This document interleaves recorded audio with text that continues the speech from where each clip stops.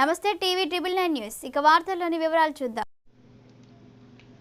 రాష్ట్ర చేనేత వస్త్ర ప్రదర్శన భీమిలి నియోజకవర్గం మధురవాడ శిల్పారామంలో నేటి నుండి 26వ తేదీ వరకు చేనేత మేళ రాష్ట్ర చేనేత వస్త్ర ప్రదర్శన శిల్పారామంలో మధురవాడ ప్రారంభించిన స్థానిక ఎమ్మెల్యే గంటా శ్రీనివాసరావు చేనేత కార్మికులు చేనేత వస్త్రం కళాకారులకు మధ్యవర్తుల ద్వారా కాకుండా నేరుగా అమ్ముకొనుటకు మరియు రాష్ట్రం యొక్క సంస్కృతి ప్రజల్లో ప్రాచుర్యం కల్పించుటకు ఆంధ్రప్రదేశ్ శిల్పారామం సొసైటీ వారు చేనేత రాష్ట్ర చేనేత వస్త్ర ప్రదర్శన శిల్పారామం మధురవాడ విశాఖపట్నంలో 14 రోజుల పాటు 60 మంది కళాకారులు భారతదేశంలోని అనేక రాష్ట్రాల నుంచి వచ్చి తమ ఉత్పత్తులను అమ్మడానికి ప్రారంభించారు. అభివృద్ధి కమిషనర్ న్యూఢిల్లీ వారి సౌజన్యంతో ఆంధ్రప్రదేశ్ శిల్పారామం సొసైటీ వారు ఈ రాష్ట్ర చేనేత వస్త్ర ప్రదర్శన నిర్వహిస్తున్నారు.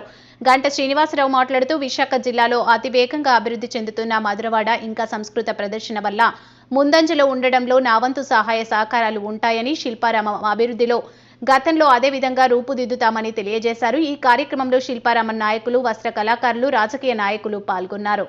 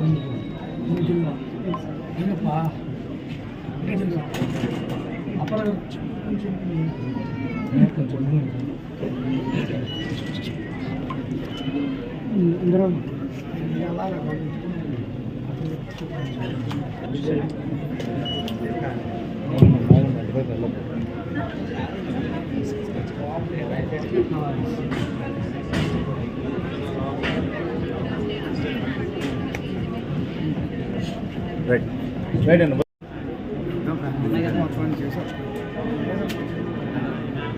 right. Done.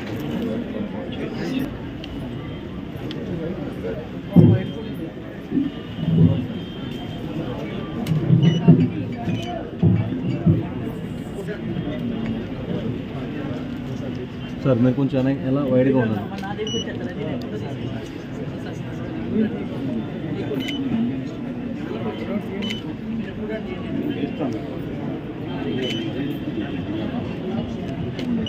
ఈరోజు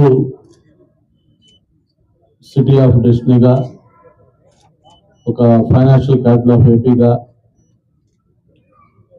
ఆసియాలోనే సర్వేగంగా అభివృద్ధి చెందుతున్న విశాఖ నగరంలో ఒక మంచి కార్యక్రమం పాల్గొనడం చాలా సంతోషం.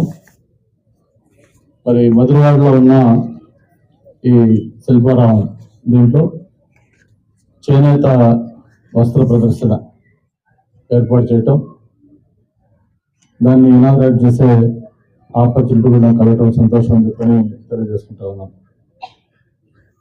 మొత్తం దాదాపు 64 పైగా స్టాల్స్ మన రాష్ట్రమే కాకుండా దేశంలో అనేక ప్రాంతాల నుంచి ఈ చేనేత సంబంధించిన వాళ్ళ ఉత్పత్తులు, అలాగే హ్యాండీక్రాఫ్ట్స్ కలిపి ఒక 2 వారాల పాటు ఇక్కడ ఈ ఎగ్జిబిషన్ పెట్టుకోవటం చాలా సంతోషం. మొత్తం ఇనాగ్రేట్ చేసిన తర్వాత చైర్పర్సన్ గారితో పాటు మిగతా నాయకులతో కలిపి మొత్తం అన్ని స్టాల్స్ కూడా చూడటం జరిగింది. మరి మనం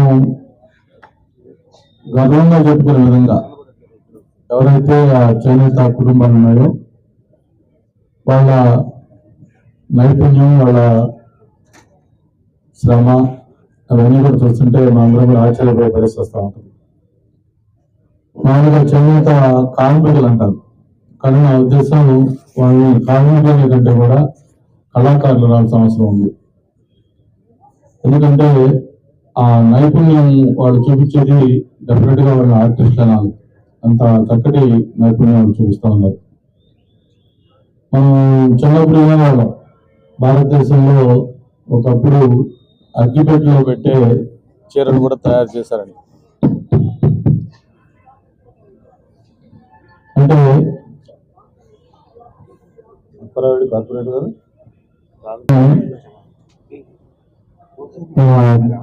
చేనేత కళాకారులు తయారు చేయాలని కోరు. అయితే ప్రభుత్వం అటు రాష్ట్ర ప్రభుత్వం కానీ ఇటు కేంద్ర ప్రభుత్వాలు కానీ ఎంత ప్రోత్సహిస్తున్నప్పుడు కూడా ఇంకా ఆ కుటుంబాలకు చేయాల్సిన బాధ్యత చాలా ఉంది. స్టాల్స్ కానీ ఏమీ ఇస్తుంది, ఇంకా వాళ్ళకి వచ్చిన వాళ్ళకి టీవీ కూడా ఇవ్వడం జరుగుతుంది.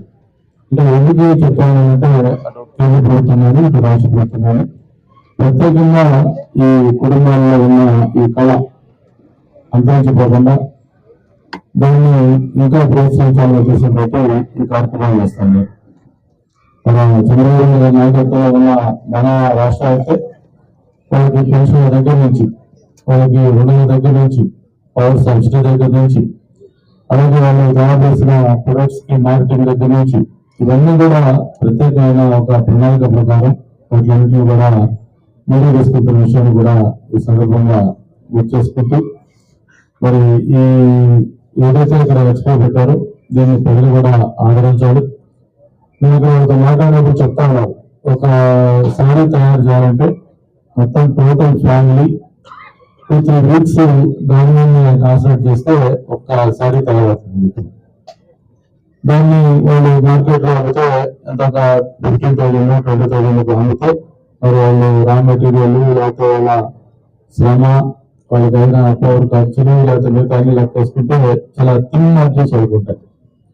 అదే దాన్ని మళ్ళీ షోరూమ్ లో ఏదైనా ఒక మంచి బ్రాండెడ్ షోరూమ్ లో పెడితే 5 నిమిషాలు జరిగినట్టుగా డబుల్ రేట్ కలిపి దాన్ని అమ్మే పరిస్థితికి వస్తుంది. వార్తలు ఇంతటితో సమాప్తం. మళ్ళీ తిరిగి ప్రసారం అయ్యే టీవీ 999 న్యూస్ లో కలుద్దాం. అంతవరకు సెలవు.